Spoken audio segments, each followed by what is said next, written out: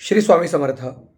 मार्गशीर्ष महिन्यातील गुरुवारबद्दल अनेक माता भगिनींच्या मनामध्ये संभ्रम असतात. प्रामुख्याने एक प्रश्न मला वारंवार विचारण्यात येत आहे. तो प्रश्न कोणता आहे तर, गुरुजी, मार्गशीर्ष महिन्यामध्ये एखादा गुरुवार आमच्याकडून जर राहिला, काही अडचण असेल, सुतक असेल, सोयर असेल, काही कारणास्तव जर राहिला, तर मार्गशीर्ष महिना झाल्यावर पौष महिन्यामध्ये आम्ही त्याचं उद्यापन करू शकतो का? तर याचं उत्तर आहे नाही. कारण अर्थातच आपण जे मार्गशीर्ष महिन्यातील गुरुवार करतो ते फक्त मार्गशीर्ष महिन्यापुरतेच मर्यादित आहेत. त्यामुळे आपण मार्गशीर्ष महिन्यातील शेवटच्या गुरुवारीच त्याचं उद्यापन करावं. कारण पुढे पौष महिना लागतो आणि पौष महिन्यामध्ये आपल्याला व्रत किंवा उद्यापन करून त्याचा कोणत्याही प्रकारचा लाभ होणार नाही.